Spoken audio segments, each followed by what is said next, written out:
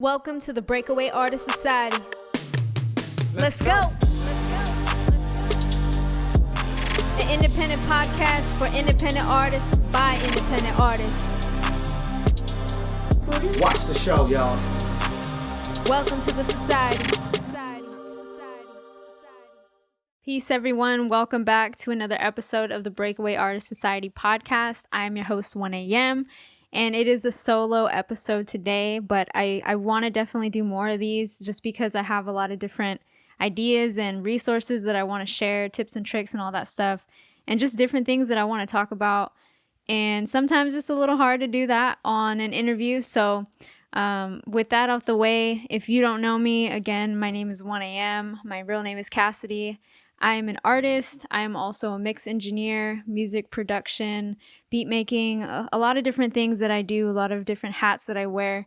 But I have over 10 years of experience, and I really just want to give back with this podcast, with this channel. I just enjoy audio and music, so this is just kind of like what I'm doing with my time. But I have something important today that I want to talk about, and it's basically about how there's no one way into the music industry. There's no one way of making it. And I thought this was important to kind of talk about because I watch a lot of YouTube and there's always somebody saying, do this or do that and it'll help your career, or do this and do that.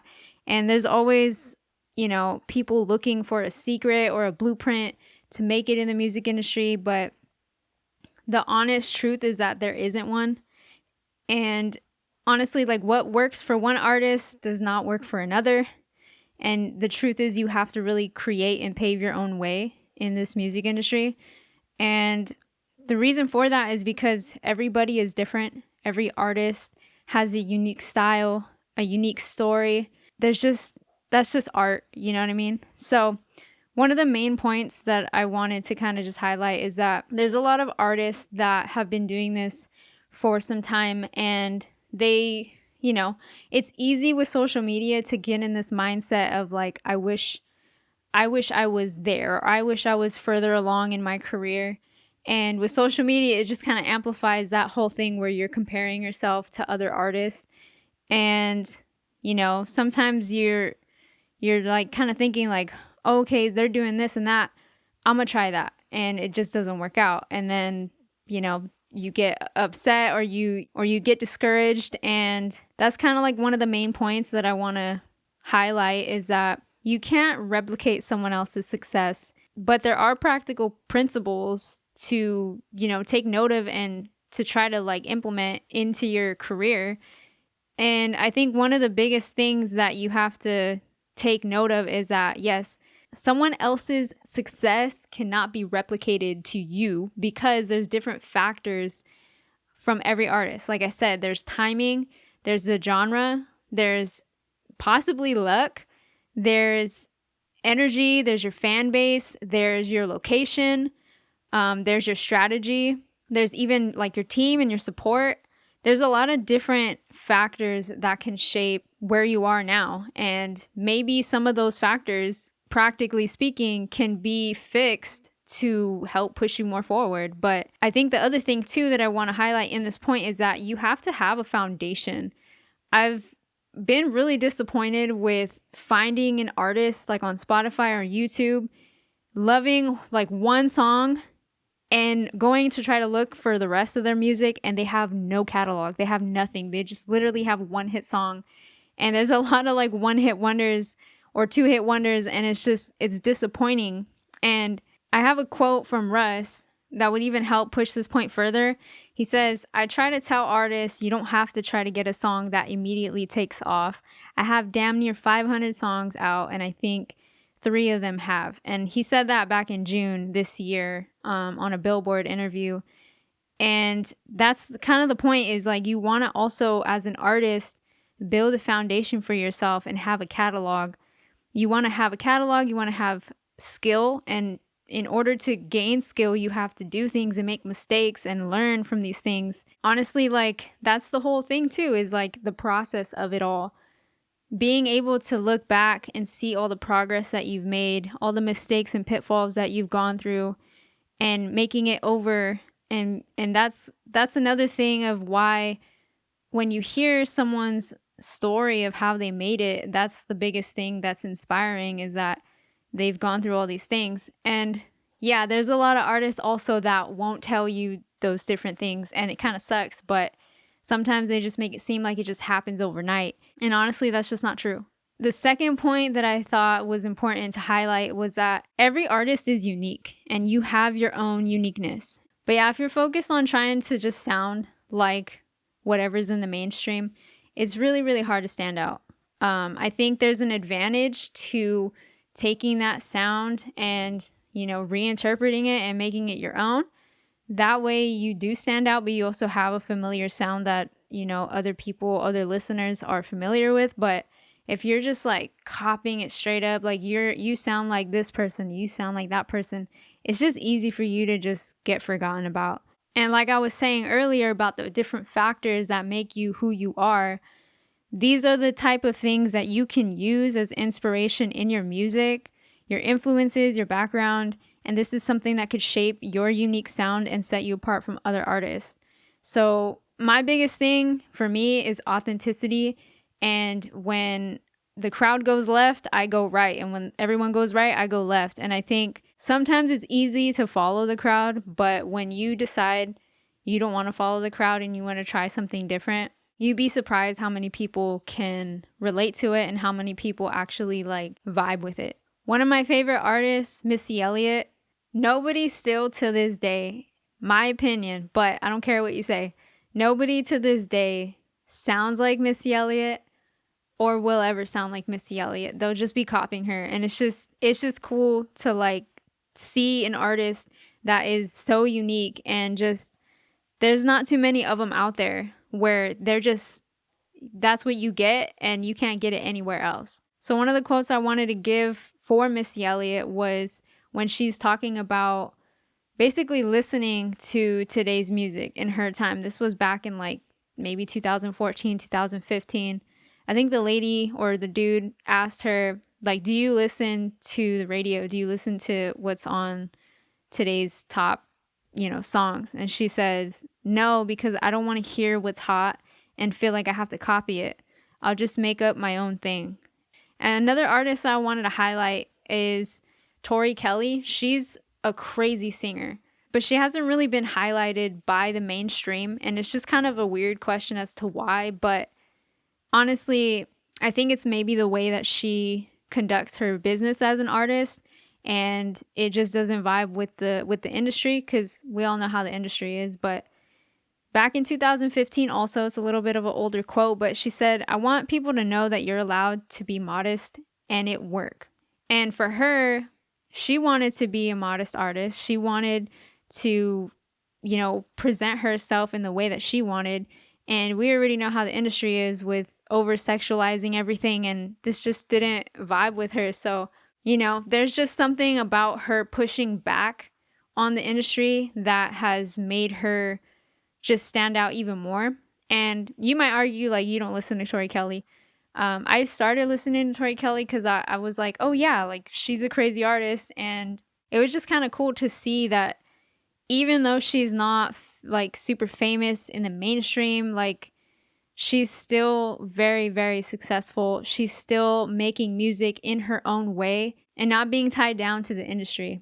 The third main point that I wanted to kind of drive and highlight was that success is built over time. It's not just something that happens overnight. And with social media, it's easy to feel that way and to think that way. And honestly, sometimes it kind of is that way, because there's a lot of, in my opinion, there's a lot of gatekeeping. There's a lot of things that we just don't know as consumers. And a lot of these companies have full control over these things where they can kind of pick and choose who blows up and who doesn't. But I think there's something to think about in terms of longevity and building yourself a catalog and building, experience through the years. And if you want to grow as an artist, you really can't skip the growing pains. You really can't skip that. You have to take time to practice and get better and to build real skill and real identity and brand recognition.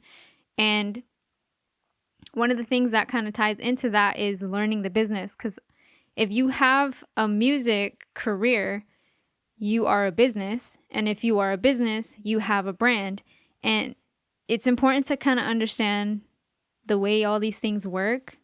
And aside from that portion of it, it's important to understand the music business side of things, because there's ownership, there's royalties, and there's just different ways that you can make a living from your art. You know what I mean? There's different things, and as time progresses, there's just different opportunities and different obstacles that present itself. And if you don't really know how most of these things work, you're just going to be feeling lost and, in a sense, maybe discouraged, maybe hopeless. But I just want to encourage you to utilize Google, utilize AI like ChatGPT, research these things on how to do it. And kind of coming back to where I was saying that there's so many different people that say, do this, do that.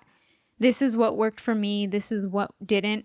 Take all those things with a grain of salt, but look at those things as different methods that you could try. Take them as recommendations.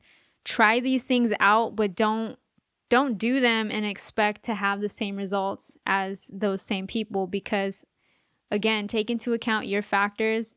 I think the biggest helpful thing that I would say is to write down some of these things that I'm talking about. Write down the factors, write down your situation, write down your goals, and then leave space where you can basically flesh out ideas of how to approach these things, how to improve these things. And there are a lot of different methods and strategies that you can try out. And it doesn't hurt to try these things, but don't do them expecting to get the same exact results.